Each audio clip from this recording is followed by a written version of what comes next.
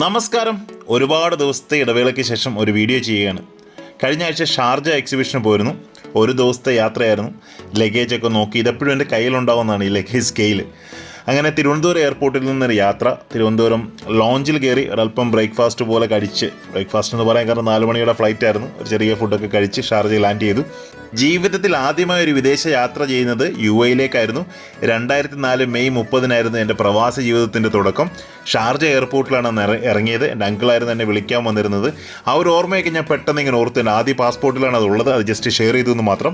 ഒരുപാട് സുഹൃത്തുക്കൾ അവിടെ കാണാൻ വന്നിരുന്നു. പലർക്കും നാട്ടിൽ നിന്ന് ചില സാധനങ്ങൾക്ക് ആവശ്യമുണ്ടായിരുന്നു, ആൽബംസും ചില കാറ്റലോഗുകളും ഒക്കെ. അതൊക്കെ ഞാൻ അവിടെ കൊണ്ട് കൊടുത്തു. അവർക്ക് സന്തോഷമായി, എനിക്ക് സന്തോഷം. കാരണം ഞാൻ സാധാരണ പോകുമ്പോൾ ലഗേജുകളൊന്നും അധികം കാണുന്നതല്ല. അപ്പോൾ ഇങ്ങനെ എന്തെങ്കിലും ആരെങ്കിലും പറഞ്ഞാൽ 30 കിലോ വരെയുള്ള സാധനങ്ങൾ നമുക്ക് കൊണ്ടുപോകുന്നതുകൊണ്ട് തീർച്ചയായിട്ടും അതിന് വേണ്ട സാധനങ്ങൾ കൊണ്ടുപോവുകയും അവർക്ക് ഹാൻഡ് ഓവർ ചെയ്യുകയും ചെയ്തു. അത് വളരെ സന്തോഷമുള്ളൊരു കാര്യമാണ്.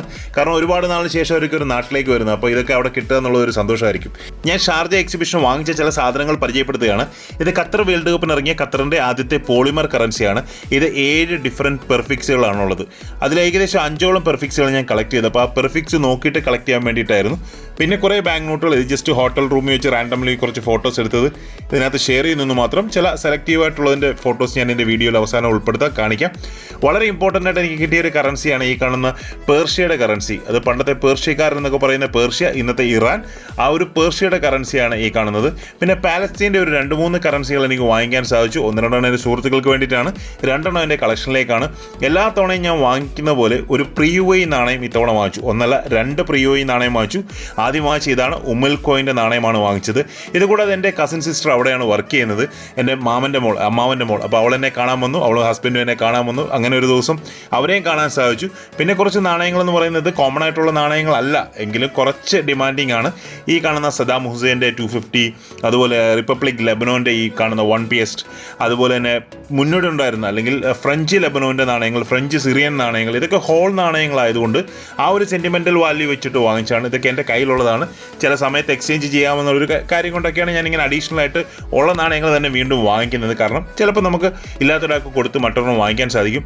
പിന്നെ ഒരു നാണയം കിട്ടിയത് ചെഗുവേരയുടെ ചിത്രത്തോടു കൂടിയ റഷ്യൻ നാണയമാണ്. ആക്ച്വലി ഇത് റഷ്യയുടെ നോർമൽ നാണയത്തിന് മുകളിൽ ആർട്ട് വർക്ക് ചെയ്ത് ചെഗുവേര അതിൽ ആഡ് ചെയ്തിരിക്കുന്നതാണ്. ഇത് ഒരിക്കലും റഷ്യ ഒഫീഷ്യലി ഇറക്കിയതല്ല. ഈ കാണുന്നൊന്നും ഞാൻ വാങ്ങിച്ചതല്ല. അവിടെ ഒരു സ്റ്റാളിൽ കണ്ടപ്പോൾ വെറുതെ ഫോട്ടോ എടുത്തെന്ന് മാത്രം. ഇതൊക്കെയാണ് അവിടുത്തെ ബൂത്തുകൾ. ഇത് തുറക്കുന്നതിന് മുമ്പ് എടുത്ത ഫോട്ടോസാണ്. നമ്മൾ തുറന്നു കഴിഞ്ഞിട്ട് അവിടെ ഇങ്ങനെ ഫോട്ടോസ് വീഡിയോസൊക്കെ എടുക്കുക അത്ര ഈസി ആയിട്ടുള്ളൊരു കാര്യമല്ല. സാധാരണ ചില സ്റ്റാളുകളിൽ ഇങ്ങനെ ബോക്സുകളിലാക്കിയിട്ട് ഏതെടുത്താലും ഒരു വില എന്നുള്ള രീതിയിൽ ഇങ്ങനെ കറൻസികളൊക്കെ കൊണ്ടുവെക്കാറുണ്ട്. ഈ 2 നാണയങ്ങളാണ് ഇത്തവണത്തെ ഷാർജ എക്സിബിഷൻ എൻ്റെ പേഴ്സണൽ കളക്ഷനിലേക്ക് ആഡ് ചെയ്തത്. 2ഉം ഉമ്മുൽ കോയിൻ്റെ നാണയങ്ങളായിരുന്നു. ഒരേ ഒരു ദിവസം മാത്രമായിരുന്നു ഞാൻ ഉള്ളത്, ഒരു ഡേ ഒരു നൈറ്റ്. മറ്റേ ദിവസം ഞാൻ തിരിച്ചു പോരുകയായിരുന്നു. അപ്പോൾ കുറേ ചെറിയ ഷോപ്പിങ്ങുകളൊക്കെ നടത്തി. ചെറിയ ഷോപ്പിംഗ് എന്ന് പറഞ്ഞാൽ വീട്ടിലേക്ക് വേണ്ട കുറച്ച് ചെറിയ സാധനങ്ങളൊക്കെ. ഒരുപാട് ബഡ്ജറ്റായിട്ടെന്നുള്ളതും പോയത്. നമ്മുടെ ഒരുപാട് പ്രിയപ്പെട്ട സുഹൃത്തുക്കളുണ്ടായിരുന്നു. അവരുടെ ആരുടെയും പേരുകൾ ഞാനിതിൽ പറയുന്നില്ല. ചിലപ്പോൾ ആരുടെയെങ്കിലും പേരുകൾ വിട്ടുപോയാൽ അവർ വിചാരിക്കും എൻ്റെ പേര് പറഞ്ഞില്ലല്ലോ എന്ന് ഇരിക്കും. അതുകൊണ്ട് ഞാൻ ആരുടെയും പേരുകൾ പറയുന്നില്ല. ഇതാണ് ഷാർജ എക്സിബിഷൻ നടന്ന വെന്യൂ. മെഗാ മാളിനുള്ളിലാണ് ഷാർജ എക്സിബിഷൻ നടക്കുന്നത്. ഇത് മെഗാ മാളിലുള്ള ചില ഷോപ്പുകളാണ്. അതിനുശേഷം ഒരല്പം ഫുഡും കാര്യങ്ങളും ഒക്കെ കഴിച്ച് ആ ഒരു ഷാർജ എക്സിബിഷൻ വളരെ മനോഹരമാക്കി അവസാനിപ്പിച്ചു. കാരണം ഈ ഒരു ഫുഡ് ഞങ്ങൾ എല്ലാ തവണയും ലാസ്റ്റ് ദിവസം അജ്മാനി പോയിട്ട് കഴിക്കുന്നതാണ്. അപ്പോൾ അതൊക്കെ കഴിച്ചു. അങ്ങനെ സേഫായിട്ട് നാട്ടിലെത്തിയ ശേഷം വീട്ടിൽ നിന്ന് എടുത്ത ചില ഫോട്ടോസാണ് ഈ കാണുന്നത്. ഈ കാണുന്ന ഒരു നാണയം ടർക്സ് ആൻഡ് കൈക്കോസിൻ്റെ ഒരു ലിമിറ്റഡ് എഡിഷൻ നാണയമാണ്. അപ്പോൾ ഈ ഒരു നാണയം ഞാൻ കുറേ നാളുകൾക്ക് മുമ്പ് അവിടെ ഒരു ഡീലർ എടുത്ത് പറഞ്ഞു വെച്ചാണ് അതവിടെ കളക്ട് ചെയ്തു. അതിനുശേഷം സദാം ഹുസൈൻ്റെ വളരെ റെയർ ആയിട്ടുള്ള ഒരു നാണയമാണ് ഈ കാണുന്നത്. ആ റൗണ്ട് ഷേപ്പിൽ കണ്ടത് വളരെ കോമൺ ആയിട്ടുള്ളതും ഈ കാണുന്നത് കുറച്ച് ഡിമാൻഡിങ് ആയിട്ടുള്ളതുമാണ്. കാറ്റലോഗിൽ തന്നെ അത് കാണാം. അത്യാവശ്യം നല്ല വാല്യൂ പഴയ കാറ്റലോഗിൽ തന്നെ കൊടുത്തിട്ടുണ്ട്. പിന്നീടുള്ളത് കുറേ നാളായിട്ട് ഞാൻ അവിടെ ഇങ്ങനെ കളക്ട് ചെയ്ത് വെച്ചിരുന്ന കുറേ കറൻസികൾ എൻ്റെ പേഴ്സണൽ കളക്ഷനുകളാണ്. ഇതിൽ ചിലതൊക്കെ ഗ്രേഡിങ്ങിന് വേണ്ടി കൊടുത്തു. പിന്നെ ഫ്രഞ്ച് സിറിയയുടെ കുറച്ച് നോട്ടുകൾ. ഫ്രഞ്ച് സിറിയയുടെ നോട്ടുകളൊക്കെ ഈ ഒരു കാറ്റഗറിയിലുള്ള നോട്ടുകൾ കിട്ടാൻ പ്രയാസമാണ്. കോമൺ ആയിട്ടുള്ള നോട്ടുകൾ ഇപ്പോഴും കിട്ടാറുണ്ട്. പക്ഷേ കുറച്ച് റയറിറ്റി പെടുന്ന ഇത്തരത്തിലുള്ള നോട്ടുകൾക്ക് നല്ല ഡിമാൻഡാണ്. ഇപ്പോൾ ഫ്രഞ്ച് സിറിയയുടെ കുറച്ച് നോട്ടുകൾ ഞാൻ കളക്ട് ചെയ്തു. ഒരു ദിവസം മാത്രമാണ് അവിടെ സ്പെൻഡ് ചെയ്തെങ്കിലും ശരിക്കും ഷാർജ എക്സിബിഷന് പോയാൽ നമുക്ക് ഒരു ദിവസത്തെ ആവശ്യമുള്ളൂ.